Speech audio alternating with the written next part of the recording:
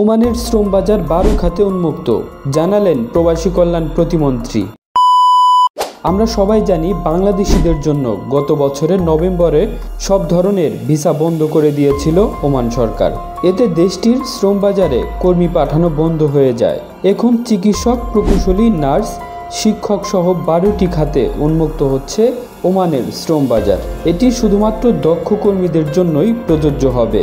এটি নিশ্চিত করেছেন প্রবাসী কল্যাণ ও বৈদেশিক কর্মসংস্থান প্রতিমন্ত্রী শফিকুর রহমান চৌধুরী।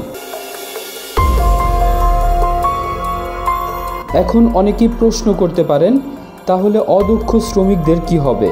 হ্যাঁ, আজকের এই প্রতিবেদনে অদক্ষ এবং দক্ষ শ্রমিকরা কিভাবে ভিসা পেতে পারেন সেই সম্পর্কেও জানানো হবে। তাই ধৈর্য সহকারে ভিডিওটি শুরু থেকে শেষ অবধি দেখার চেষ্টা করুন। প্রবাসী কল্যাণ ও বৈদেশিক কর্মসংস্থান মন্ত্রণালয় থেকে পাঠানো এক সংবাদ বিজ্ঞপ্তিতে কথা জানানো হয়েছে।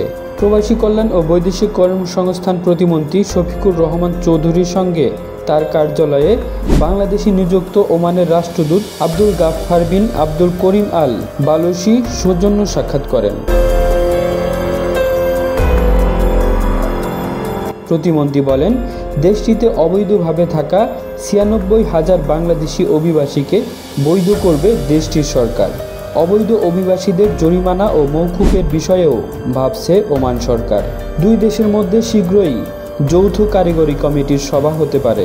প্রতিমন্ত্রী আরও বলেন, এখন দক্ষ জনবল ভিসা পেলেও অদক্ষ জনবল নেয়ার বিষয়ে ওয়ার্কিং কমিটিতে প্রস্তাব দেওয়া হবে।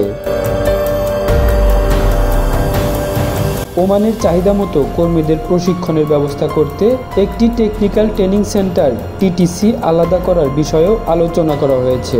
এর মানে বোঝানো হয়েছে, অদক্ষ যে সকল শ্রমিক রয়েছে তাদেরকে টিটিসির মাধ্যমে ট্রেনিং করিয়ে তারপরেই ওমানে নেওয়া হবে।